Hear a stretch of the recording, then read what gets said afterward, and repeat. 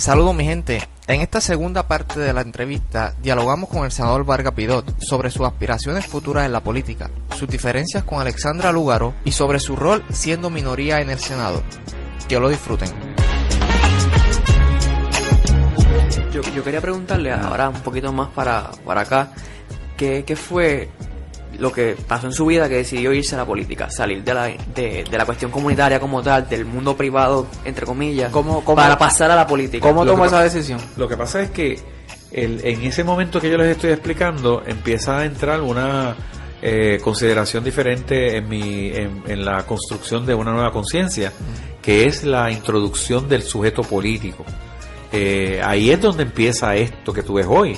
Es decir, Pablo Freire hablaba de que la educación tenía sentido en la medida en donde la educación presentara la propuesta de lo que va a ser un sujeto político. No un sujeto politiquero ni político partidista, claro, sino político. Es decir, la consideración que usualmente los médicos la descartan, ¿sabes? Y los de naturales lo descartan. No me metas en eso, ¿verdad? Esa apatía, algo que es tan importante, empieza a entrar a mi vida. De nuevo, mi mamá era muy política, pero era político partidista. Mi familia, caravanas, mítines.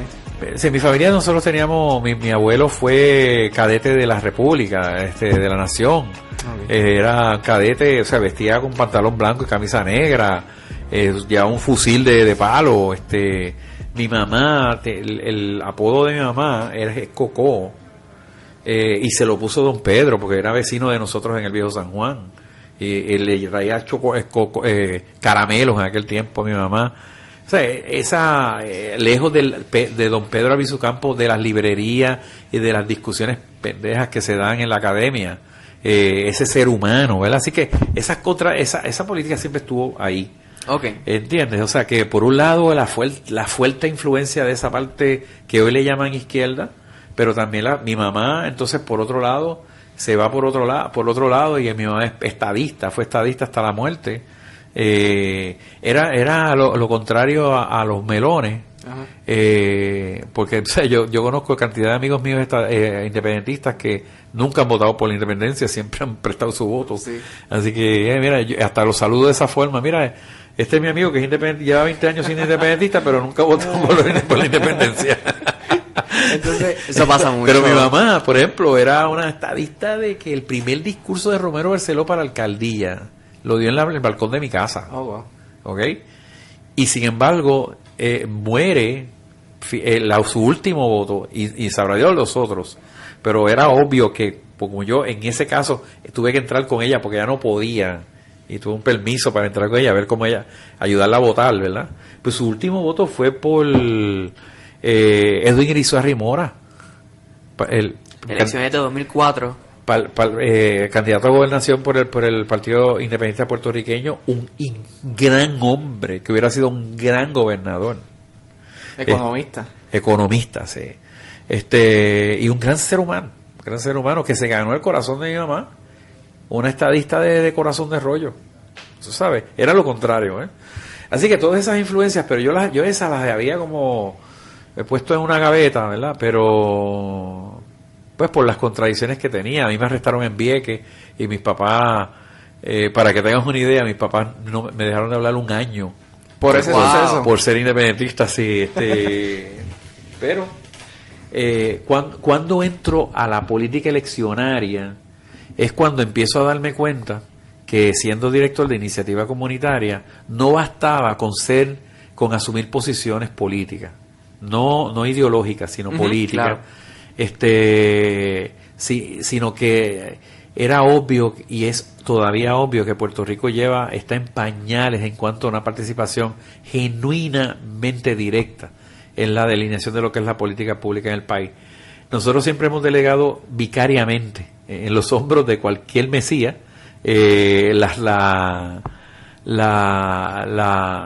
responsabilidades de dirección de un país. Entonces, aquí la democracia directa es nula.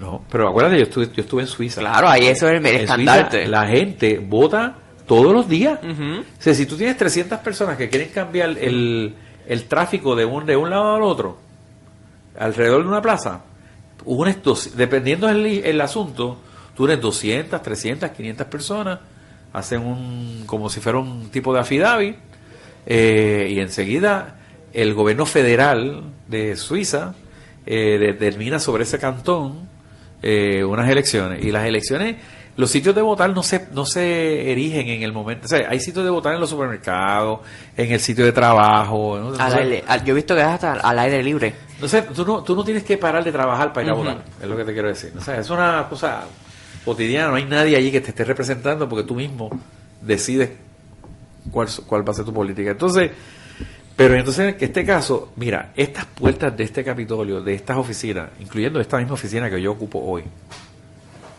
¿sabes cuántas veces yo toqué estas puertas? ¿Sabes cuántas veces salieron mentiras de estos recintos? Y yo no estaba representando ninguna agenda inconfesable, no estaba representando ninguna agenda antagónica, porque si algo yo he aprendido, mi estilo siempre ha sido conciliador. Así que y yo dije un día, bueno, me va a costar, lo dije como relajando, me va a costar tener que entrar a la legislatura para que en algún momento se haga un espacio para la seriedad.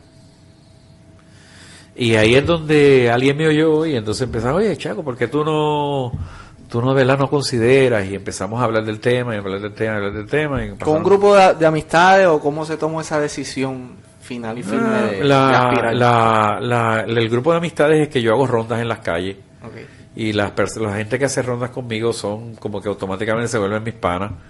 O sea, las rondas, para los que no saben lo que hablo, es el grupo de personas que atendemos a las personas sin hogar en las calles, y esa es la única medicina que yo practico hoy en día. Entonces, que es la medicina de compasión, no hay receta, no hay intervenciones quirúrgicas, ¿no? Es pura compasión. Pero el asunto es que en esos grupos, cuando terminábamos de una noche, siempre se termina con una reflexión. Y era tan evidente la repetición de las mismas condiciones, porque ya no estamos hablando de los grupos que le da pena a la gente en la calle y que vamos a hablar de lo mal que estaban, sino vamos a ver en qué falló un sistema, en dónde las cosas no están funcionando. Pero ¿qué vamos a hacer, Chaco? ¿Qué podemos hacer?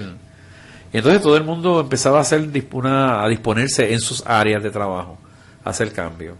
Entonces, ¿cuál era mi área de trabajo? Si yo era un cambio ya, que no fuera, entonces, pues mira, Chaco, porque a la gente siente confía en ti, porque tú no piensas, los panas, ¿verdad? Porque tú no piensas en esto.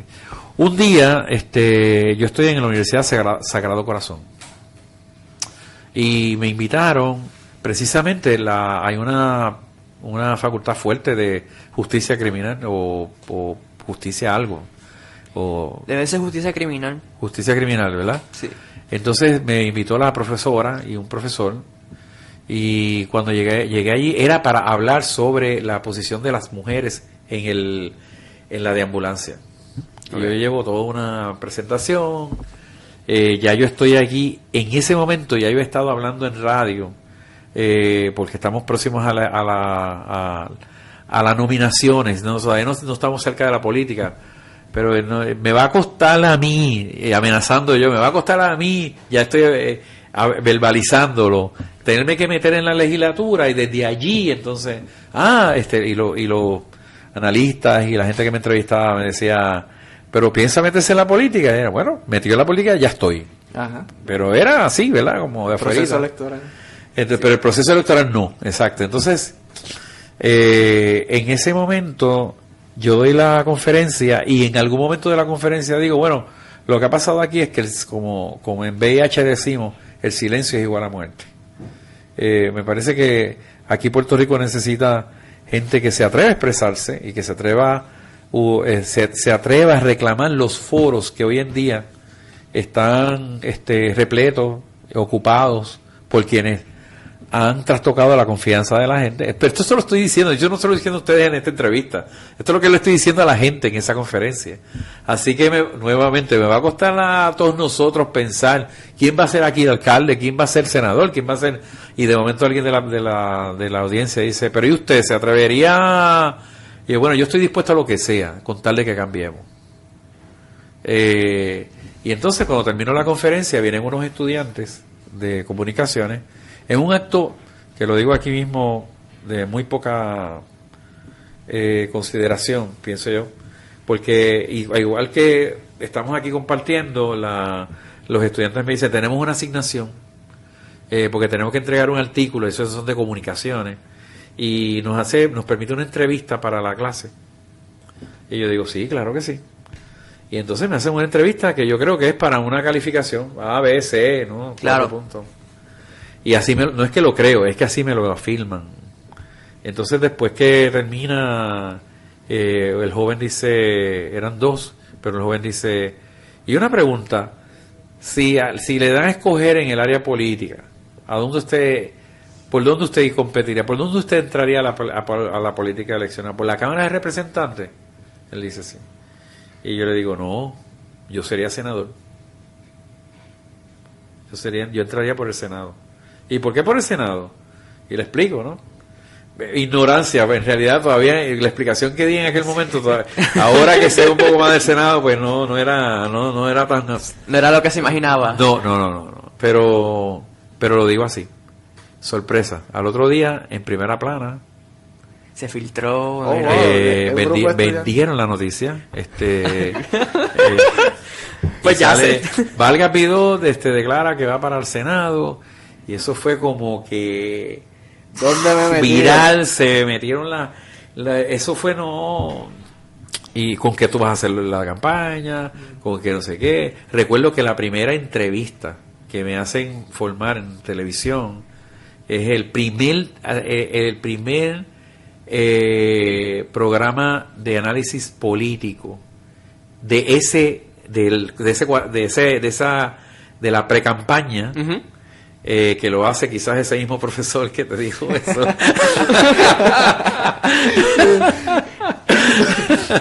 Que hay otro más con él. Sí, es un dúo dinámico. Es un dúo.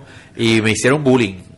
De hecho, sí, la entrevista fue muy atropellada, fue mala. Yo era la primera vez que me exponía ya al ruedo ese al escrutinio estricto era el escrutinio estricto del analista, tú sabes. Sí. Y recuerdo que uno de ellos decía, pero dime, ¿dónde tú vas a conseguir el dinero? No, ¿cómo va a decirlo al Pidot aquí que va a hacer una campaña ni dinero tiene? ¿Qué es lo que le va a decir a yo no sé qué? ¿Cómo es que tú vas a competir? No, hombre, no, o sea, y no me dejaba hablar. Finalmente, pues terminó el tiempo y yo me fui desilusionado, pero no sabía yo que, tú sabes, hay un payback, ¿verdad? Como que la gente no le gustó cómo me trataron. Y me convirtieron en lo que los americanos le llaman el underdog, ¿verdad? Sí. Y el afán de atropellarme se convirtió en lo contrario. Por donde quiera que iba, la gente me acogía como el hijo del pueblo. Mira, no, a estos te tiraron, pero nosotros no. Sí. Y entonces empezó a evidenciarse algo que me hacía entonces llevarme a agradecer lo que ese joven había hecho en el Sagrado Corazón, que no era otra cosa que tirarme al vacío a ver si volaba, tú sabes. Y hoy hoy le doy las gracias, ¿verdad? No soy tan crítico. Claro, hay leyes de ética que debían de haberse tomado en consideración, pero eso pasó. ¿Qué tan dificultoso o complicado es ser minoría? Pero antes de eso, ¿usted cree que hubiera ganado si no hubiera estado el escrutinio electrónico? No hubiera ganado. Hubiera sido, no te puedo decir que no hubiera ganado, pero hubiera sido bien difícil. Bien difícil. Y posiblemente me hubieran hecho lo mismo que le hicieron a un reverendo. No sé si recuerdan esas elecciones, hace un par de cuatrienios atrás, este reverendo de Cabo Rojo, o del área oeste, hizo una excelente campaña. Él había sido, creo que vicepresidente del Banco Popular, era un economista, era un financiero, era un hombre muy bien preparado y era un pastor de una iglesia que son de las iglesias históricas. Okay. Esas iglesias un poco más más de reflexión, sí. Y eso. Entonces él hizo una inmensa campaña, buenísima campaña y y sacó como 80 o 90 mil votos. Y lo que se dice, los entendidos de la materia oscura de los recuentos y de los escrutinios, es que le llevaron más de 75 mil votos que se lo anularon. O sea que él pudo haber ganado, sí, pero como no era electrónico, él no tenía quien le vigilara los votos, etcétera. Pero hay varias razones técnicas. Yo gané, de verdad ganado. O sea, definitivamente. Cada voto que tú ves que yo saqué... Obtuvo 11% de toda esa plantilla de senadores por acumulación. 157,000 votos, redondeándolo ahí. O sea que en realidad yo creo que cada voto que tú ves ahí no hubo inversionismo político, yo no prometí nada, no había promesas de ningún trabajo, no había... O sea, ni siquiera tenía una página donde la gente se podía inscribir en algo, O sea que cada voto fue fajado ahí, yo yendo pueblo por pueblo, hablando con la gente, me metía en los supermercados hasta amanecerme en los de 24 horas, en la farmacia, en todos lados. Eso fue de verdad una experiencia interesante, que luego vi que algunos otros políticos en Latinoamérica la replicaron, no fijándome en mí, sino que era como una tendencia. Okay. Por ejemplo, si usted ve la historia de la alcaldía de Medellín con Sergio Fajardo, un profesor de la universidad que es independiente y gana voto a voto. Pero entonces hay otros elementos mecánicos que tuvieron que ver con el éxito. El escrutinio electrónico, indudablemente. Definitivamente. Yo sería un iluso si digo que no. Segundo, mucha gente de otros partidos se sintieron moralmente impulsados a vigilar mis votos. De hecho, se podría decir, entre comillas, no puedo revelar el nombre ni nada, pero porque no lo sé, ¿verdad? Pero realmente hay unidades completas que me llamaban, decir, nosotros todos nos hemos reunido fuera del partido y fuera de nuestros líderes, y cada voto suyo se va a contar. ¿Entiendes? Así que... Sí, que vigilaban la democracia realmente. Vigilaron la democracia. Hicimos un pacto de los pocas personas que nosotros teníamos en algunos colegios con las personas de Lúgaro y de Sidre. ¿Dónde ustedes tenían gente? Tenemos gente en San Sebastián, Añasco, en Mayagüez, Cabo Rojo. O sea, en el oeste casi. El oeste fue y va a ser la cuna de la nueva democracia. Lúgaro sacó la mayor cantidad de votos en el oeste. Sí, yo soy del oeste y había un movimiento muy fuerte a favor de Lúgaro. Y la mayor cantidad de mis votos fueron también en el oeste. San Sebastián, por ejemplo, habían unidades completas organizadas con líderes que yo nunca conocía. Y se organizaron ellos por su cuenta, eso espontáneamente. A ver, con eso en mente, ¿cuántas elecciones le quedan a los partidos? Le queda como 2 recortes más.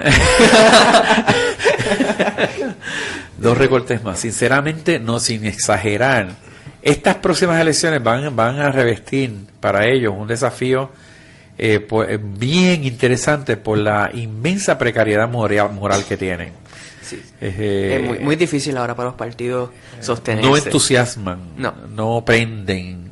Sin embargo, ayer yo estuve con Lúgaro en Mayagüez, y el día más lluvioso que te puedas imaginar en Mayagüez, y empezamos en una carpa y tuvimos que mudarnos a Huella Colegial, que nos los prestaron amablemente, ¿verdad? Pero aquello se llenó de una increíble diversidad de gente. Y una cosa bien interesante que se dio ayer, ¿verdad? Era que no había ningún libreto, por problema de mi parte. Pero yo sentí que todas las personas que estaban allí, que yo no es que yo sea un experto, pero puedo detectar como las miradas, ¿sabes? La receptividad de esa gente. Yo llevo 25 años analizando conducta colectiva. Ese es mi trabajo como salubrista y en la parte epidemiológica. Así que yo estoy en una multitud y yo puedo mirar y ver ¿Cómo es ese comportamiento? ¿Cómo va a ser la recepción? Los políticos aquí tienen que pagar por eso.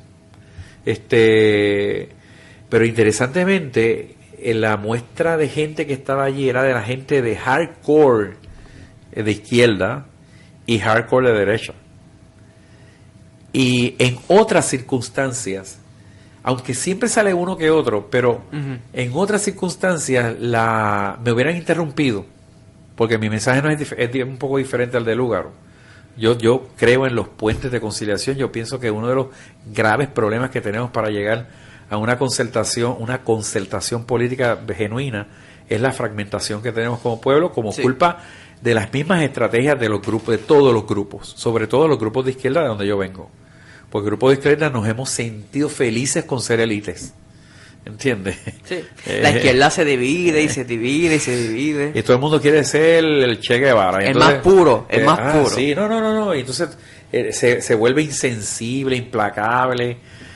Poco receptivo. Y todo el mundo, entonces no hay otra forma de describir la vida que no sea en los términos del discurso. Y eso te hace ya parte de la domesticación al otro lado.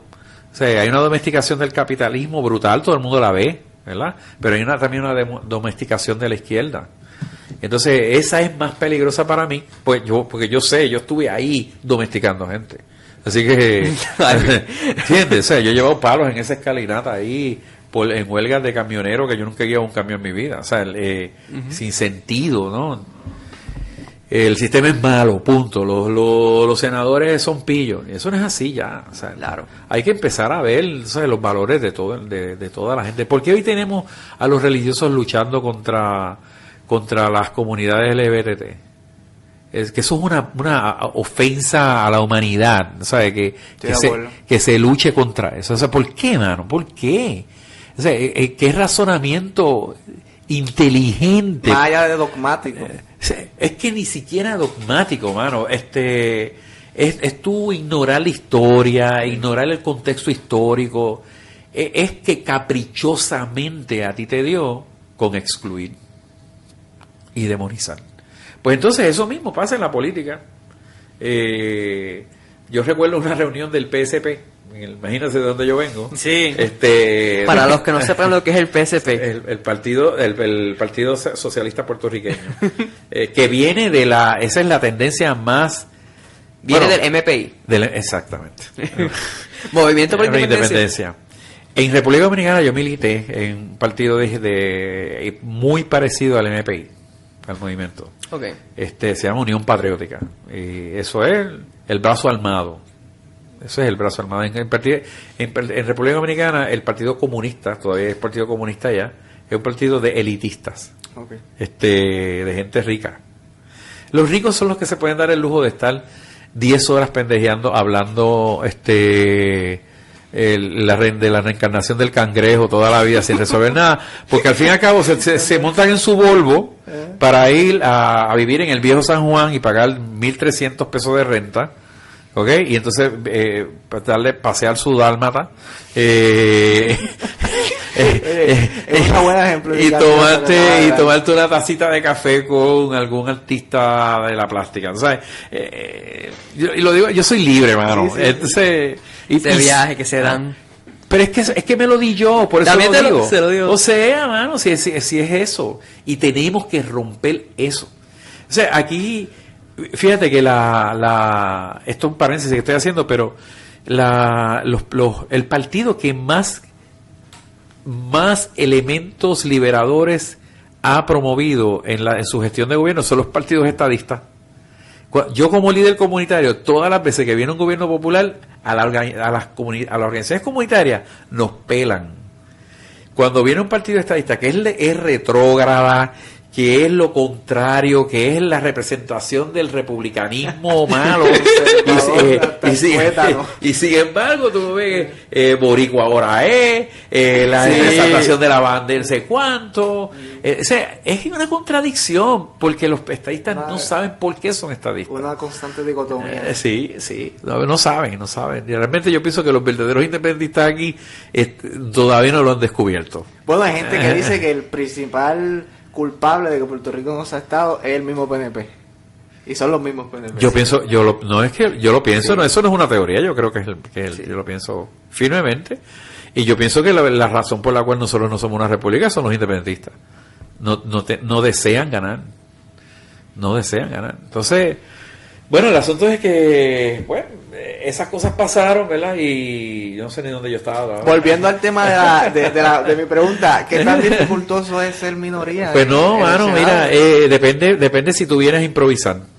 Recuerdo que, de hecho, el PSP ganó una posición en la legislatura hace años por ley de minoría, okay. Y la persona que lo ganó no pudo llegar a ocupar el escaño porque todavía no tenía la edad constitucional para llegar al escaño, y cuando llegó no duró de un mes porque empezó a pelear porque quería usar una guayabera.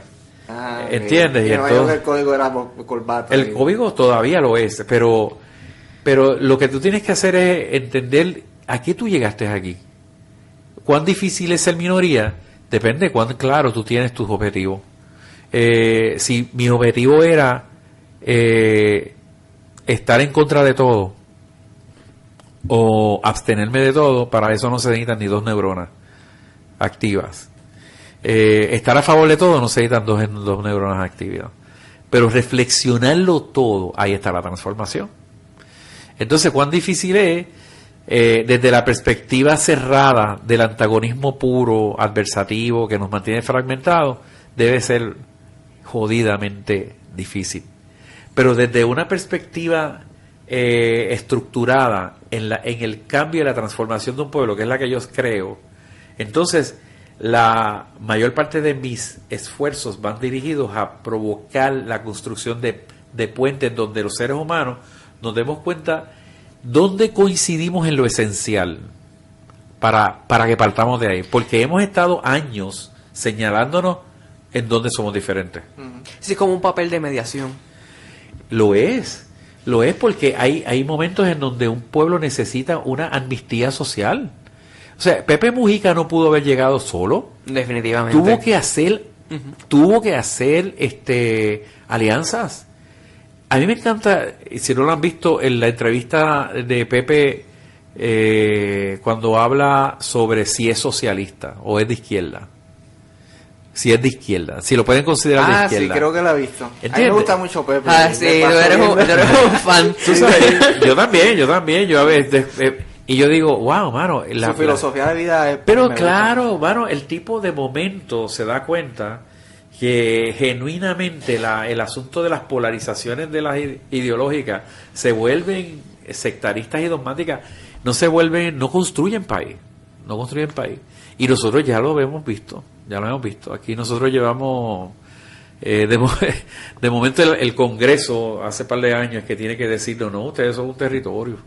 La Corte Suprema y Obama. Y nos sorprendemos cuando somos un territorio. Exactamente. Sí. ¡Wow! Pero todavía antes de... Es terrible que hace apenas como 2 o 3 meses se habló nuevamente de la nueva tesis. El nuevo pacto. Ay, por favor. Sí. ¿Entiendes? Bueno, incluso trayendo esto al tema, ayer estaba discutiendo con Joel mientras lo esperábamos, que ayer fueron las vistas orales en Boston por el caso de Aurelius, sí, que estaba impugnando promesa por la cláusula de nombramiento. Y la Corte admitió al Partido Popular como amigo de la Corte. Su abogado fue el nieto de Hernández Colón, José Alfredo. Y cuando le preguntan algo sobre el estatus, él dice que para eso ellos no están allí y su cliente, el Partido Popular, no tiene una posición al respecto. Y volvemos a lo mismo. Sí. Entonces, estamos en este constante limbo. Bueno, ¿qué va a hacer el Partido Popular? No, y hablo del Partido Popular por hablar de alguno que es la oposición. Pero si no se define, sería el partido de la administración de la colonia, en todo caso. Bueno, pero busca el PNP también. En el caso del PNP es más triste porque el PNP debe de tener, quizás en términos de llevarnos hacia una idea concreta de lo que es una filosofía, ¿verdad? De que sirve como objetivo hasta mesurable. Tiene la estadidad. La estadidad es un concepto o sea, que tú puedes tocarlo, ¿no? Hay 50 estados, cómo se formaron, y eso es otra cosa, pero están ahí, ¿no? Y sin embargo, yo dudo, porque yo conozco a los líderes que están aquí, que alguno inclusive de los senadores, sepa qué es la estadidad, de los que son estadistas. Ya en el Partido Nuevo Progresista no se estudia. Sí, es que tú una vez lo tocaste y me pareció muy preciso.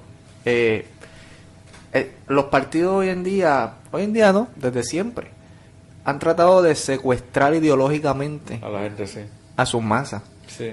Sí. Entonces, eso, no hay una doctrina, o sea, no hay algo sistemático. Lo que sucede en Puerto que Rico te enseñe. y en Estados Unidos también, son los partidos atrápalo todo.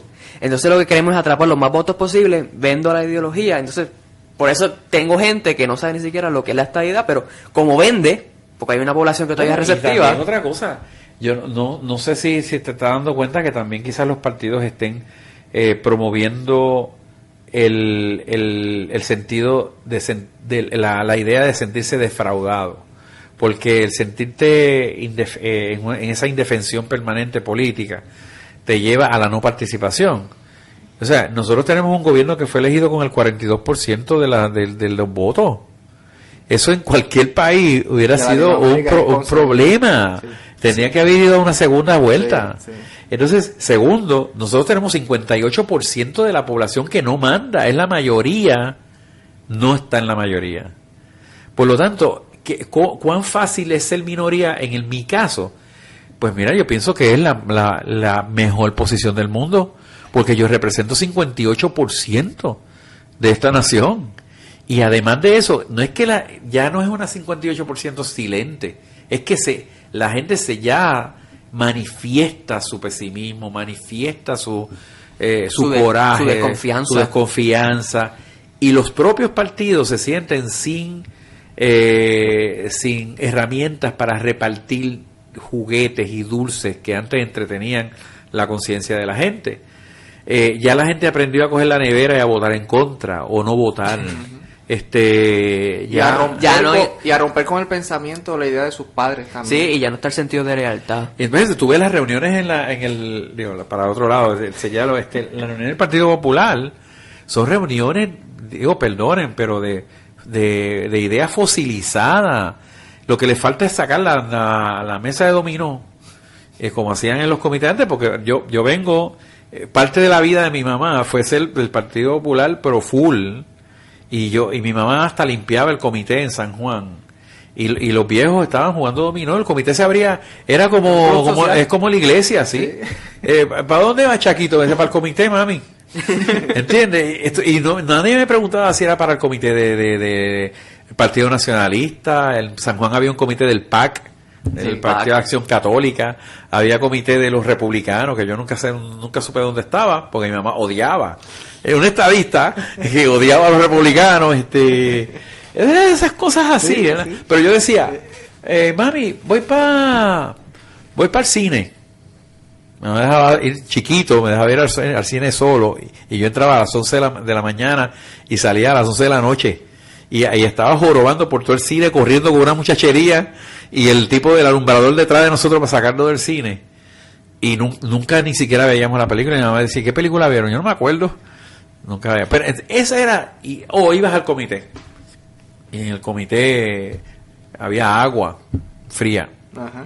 Que para nosotros era una cosa grande. Y ya que me dio el pie forzado, ajá, ahorita, ¿usted quiere ser gobernador? Pues yo... La exclusiva, Henry. No, o sea, me dio el pie forzado ahorita, Yo quiero concluir mi labor como legislador y no fallar a la gente que han empezado a soñar lo que también es mi sueño, de que alguien concluya cosas. La conducta típica de los políticos tradicionales, aunque sean jóvenes, es sentir que escalar es el éxito. En el colectivismo, que ese es mi pensamiento político, ¿verdad? Se piensa hacia los lados. El éxito nunca está hacia arriba. El éxito se piensa como si fuera un abrazo, ¿verdad? Y en ese sentido, aunque esto parezca medio poético, pero la realidad es que yo deseo intensamente que estos próximos 2 años sean 2 años intensos detrás de labor como la estoy trabajando, y que luego yo pueda tener 4, posiblemente si sigo en la política, 4 años de Senado adicionales, porque yo quiero ver este Senado liberado. Yo quiero ver este Senado con 5 o 6 senadores independientes, que haríamos o sea, seríamos la mayoría. Sí, también habría que, en los distritos que son importantes, los Sí. distritos senatoriales. Qué bueno que tú lo dices, porque no todo el mundo ha pensado eso, y quiero decirte que ese es el pensamiento más estratégico. Sin embargo, yo he tenido discusiones con Lúgaro, he tenido Sí. discusiones con Natal. Es que se lo digo, yo soy de Jayuya, yo soy del campo, y lo sé porque yo sé que se gobierna desde San Juan, pero... No, pero si tú eres un senador de distrito, mira la lógica de este asunto. Cuando tú eres un senador de distrito, tú eres un senador de por lo menos 12, 13 o 14 pueblos. Ujú. Eso quiere decir que tu línea de acción está predicha por la uso y costumbre, y también por las determinaciones del Código Electoral. Es decir, hay 13 o 14 alcaldes que se van a reunir contigo. Hay 13 o 14 legislaturas municipales en donde tú puedes ser determinante en sus decisiones. Tú eres la conexión entre 13 o 14 municipios y el presidente del Senado o las comisiones que trabajan aquí. Tú eres la representación de todas las comisiones para 13 o 15 municipios. Eso es grande, eso es inmenso. Eso quiere decir que una sola persona puede lograr hacer unos cambios políticos en la cotidianidad de inmensas proporciones. Aparte de que obliga a que pase algo interesante. Por primera vez se le dé dinero operacional y no discrecional a un independiente. O sea, tú puedes manejar un presupuesto que lo puedes poner a la disposición de tus comunidades. Tú puedes tener 13 oficinas en cada uno. Y las herramientas que te brinda las comisiones senatoriales, que hacen un Definitivamente. trabajo importantísimo. Así que yo creo, Lúgaro piensa más en el asunto de acumulación. Yo soy senador por acumulación. Yo pienso que con 1 o 2 senadores por acumulación eso basta.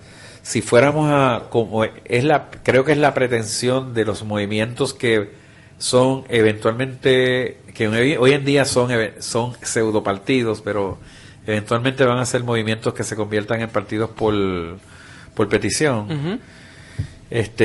No podrán esconder más que son realmente un partido, que no es malo ser un partido, ¿verdad? Dependiendo de cómo tú lo formes, pero lo que van a hacer es diluir. O sea, diluir. yo lo que pienso es que los partidos deben estar gozando de que vengan 5, 6, 7 personas con posibilidades, porque 157,000 votos lo van a dividir, y yo a lo mejor puedo sacar más votos que todos ellos, pero a lo mejor llegar a 60,000 votos, y los demás van a estar divididos entre todo el mundo. Claro, claro.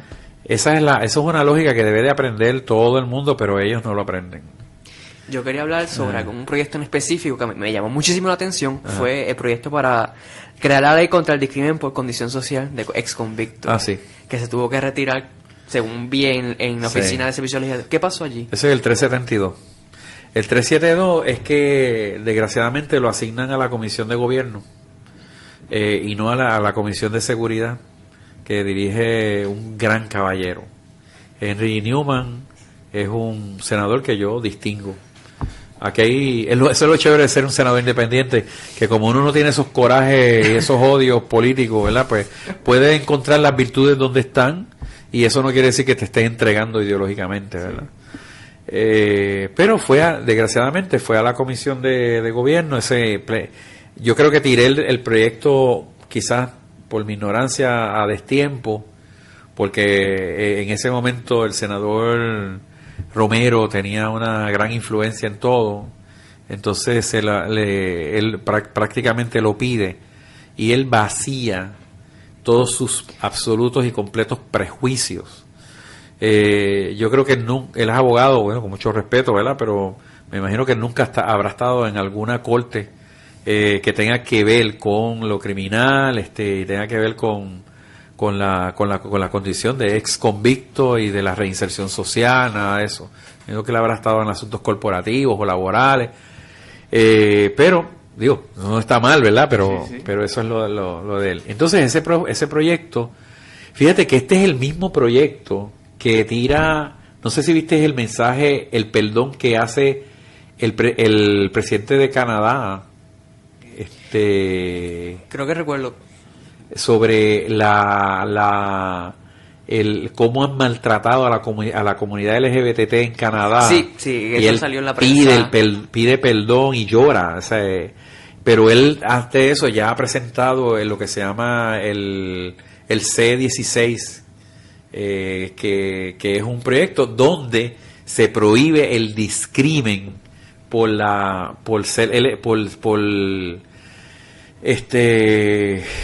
género, ¿cómo se llama esto? Orientación. Sí, exactamente. No por orientación, no, por perspectiva de género. Okay. Y así, ese es exactamente lo mismo, que se incluye en la cajita esa, donde dice, aquí no se discrimina por sexo ni por religiones, se incluya ni por la condición de ex convicto.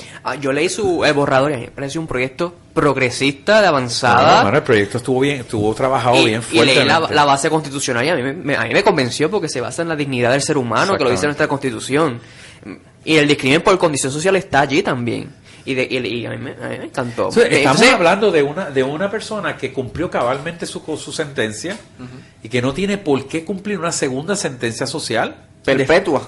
Es perpetua, exactamente. Y eso que creemos en la rehabilitación, ¿verdad? No creemos, es que hay un fin rehabilitador constitucional, o sea, y se obvia eso. Entonces la idea esta de que no solamente eso, sino lo oneroso que es recobrar entonces esa reinserción, porque a cabo de 5 años para delitos graves, el proceso es contencioso y es oneroso porque tienes burocrático tienes que ir a una corte y tienes tienes un fiscal que se va a encargar de estrujarte en la cara de nuevo tus delitos por los cuales ya tú cumpliste.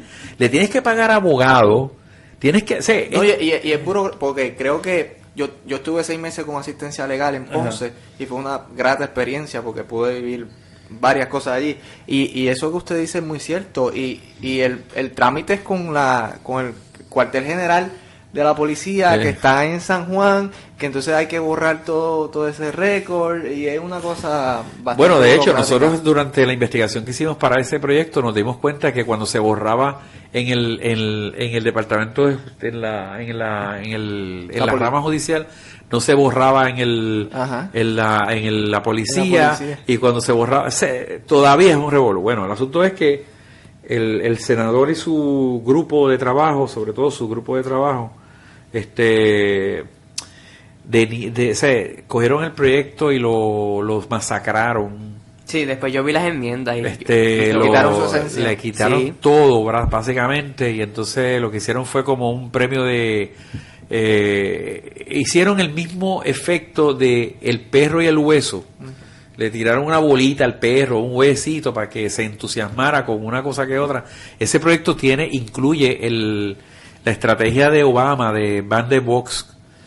No sé si te das cuenta, el Ban the Box es una estrategia que el presidente Obama ganó, y ya se prohíbe en una solicitud de empleo poner ¿usted ha sido ex convicto? Sí. ¿Entiende? Y entonces también, pero da unos remedios para que si el proyecto tiene unos remedios para que si el trabajo implica algún tipo de consideración en donde tu pasado puede ser determinante, ¿verdad? Pues obviamente, ¿sabes? Que era razonable. O sea, que en realidad es un proyecto bien bueno, y una cosa bien interesante de ese proyecto, se trabajó con los ex convictos. Este salón estuvo lleno de todo tipo de personas que vino de todo tipo del país, Y la primera persona que más me impresionó fue Mónica. No sé si recuerdan a esta niña. Esta nena boxeadora va a Vancouver y gana la medalla de plata o de bronce. La única medalla olímpica que trae Puerto Rico en esos juegos la trae ella. Entonces esta nena, cuando va allá, ella es prometedora como atleta en el área del boxeo, pero no tiene ningún entrenamiento previo en boxeo. Tiene cuerpo y tiene agilidad. Le hacen un entrenamiento intensivo que no dura ni 3 meses de nunca haber boxeado. Y la tipa se echa un bolsillo a medio mundo. ¿Me entiendes? Pero va bajo la promesa del Departamento de Recreación y Deporte que si gana medalla le conceden una beca de estudio en lo que ella quisiera. Y cuando regresa, sus antecedentes, le piden una hoja de antecedentes penales. Entonces ella viene de absoluto, ella es huérfana toda la vida. Nunca conoció estructura de apoyo, se crió en las calles y obviamente tiene antecedentes penales. Pues le negaron la beca. Nunca le dijeron ese criterio antes. Pero luego cuando regresa le niegan la beca. Sí. Eso la destruye porque la única vinculación con el resto de la sociedad que ella veía factible fue haberse expuesto a todos los golpes de todos los países y regresar con una medalla. Con la esperanza. Con la esperanza de que la medalla no se convierta en dinero, en estudiar. Mira lo que ella quería. Está presa hoy. Wow. Eso la destruyó. Pero ella estuvo ahí sentada conmigo días, explicándolos todo. Mira, y si escribimos esto, si escribimos lo otro. O sea, que eso es una pieza clásica. Lo que yo hice, que querían aprobarla, y entonces yo aproveché y la quité de todo trámite legislativo. Y en mi mensaje, no sé si ya estás escuchando mi mensaje. No, porque lo que vi fue lo que te presenté en USL, el trámite. Pues en el mensaje en el diario de sesión, pues yo digo que sería entonces una vergüenza para mí que en algún momento salga algo firmado por este servidor que sea detrimental. Y en ese mensaje yo digo, yo me imagino que aquí, con lo apetitoso que es el box score de la aprobación de proyectos para nuestros compañeros y compañeras, hacer una medida como la que estoy haciendo será una locura. Pero gracias a Dios yo soy independiente y mi box score es de la dignidad. Así que lo retiro y obligo entonces con esa acción a que el senador, ya en desgracia en su propio partido, tiene que hacer una reconsideración del proyecto y lo envían entonces a seguridad pública. Y entonces ya vamos a tirar el próximo proyecto. Qué bueno, porque me parece que es un proyecto avanzado. Sí, ya lo vamos a presentar en enero. Bueno, quiero hacerle una última pregunta, que es una pregunta de umbral. Bueno, yo estaba aquí, yo no me acordaba de los micrófonos, estaba como 3 panas aquí, ¿verdad? Llevamos casi 2 horas de conversación. Muy buena conversación. Es una pregunta de umbral, porque más que hablarle a usted, le pudiera estar hablando a muchos jóvenes. Okay. Y ¿qué le diría a ese chaco de 20, 22 años? Bueno, yo estoy bien claro en eso. Esa pregunta yo me la contesto todos los días, porque yo soy de las personas que pienso que la consideración cronológica de la edad es una cosa caprichosa y no tiene nada que ver con... O sea, la persona más joven que yo conocí en mi vida se llama Pepe Mujica. Y hay personas viejísimas que tienen 15 años.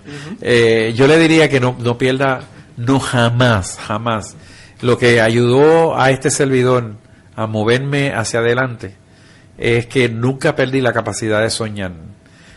Nunca te excluyas, jamás te excluyas del mapa en donde se encuentran las soluciones para transformar al pueblo. No pensemos que alguien viene milagrosamente y de la nada va a sacar una solución mágica.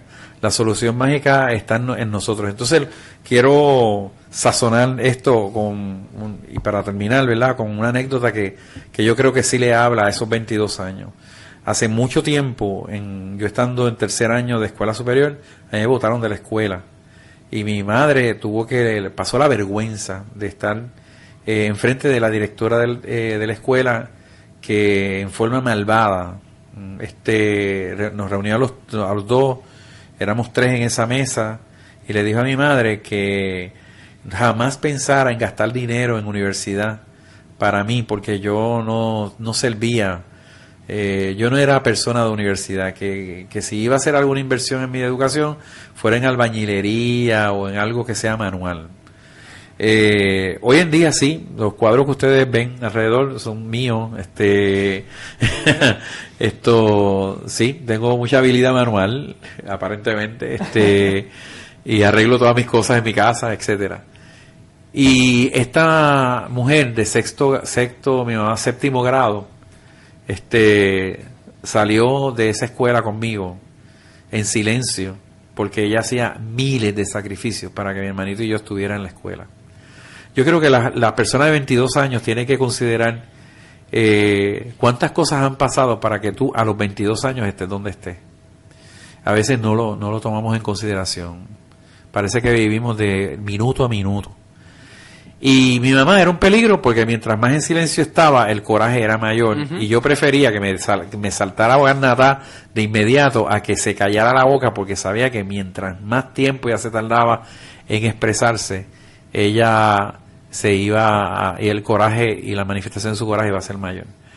Pero de momento, camino a mi casa, no teníamos carro, ya habían pasado como 2 cuadras a partir de mi escuela hacia mi casa, y ella me para en una esquina, en el viejo San Juan, y me empuja en amor. A los 22 años tenemos que resistir el empuje del amor. El amor no está en las escuelas, no está en los libros de leyes, no está en los libros de medicina, no está en los libros de salud pública, pero está en cada página de nuestro corazón. Pablo Freire decía que aprendiéramos a leer el mundo. El mundo tiene páginas, y en esas páginas hay desamor, hay amor, hay igualdad, pero hay desigualdad, pero hay igualdad, hay desesperanza, pero hay esperanza. Y cuando ella me empuja, se me queda mirando, ella más bajita que yo, pero se me queda mirando los ojos. Yo esperaba una ganada y me la merecía, porque de verdad yo era un desordenado en mi escuela, fruto de un padre que era abusador, alcohólico, irresponsable, que al fin y al cabo después se voltó muy bien, ¿verdad? Y murió siendo un héroe para mí, pero en ese tiempo ella llevaba todo el peso.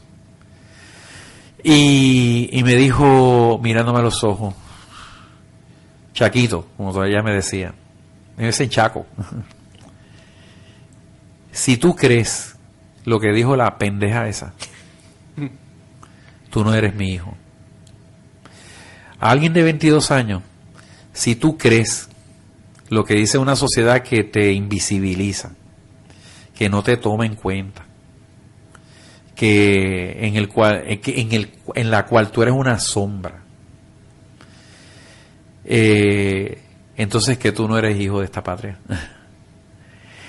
Ella me dijo, todo lo que tú has soñado, todo lo que tú tienes éxito, todo lo que tú quieres ser, para todo lo que tú necesitas para tener ese éxito, todo tú lo tienes en tu corazón.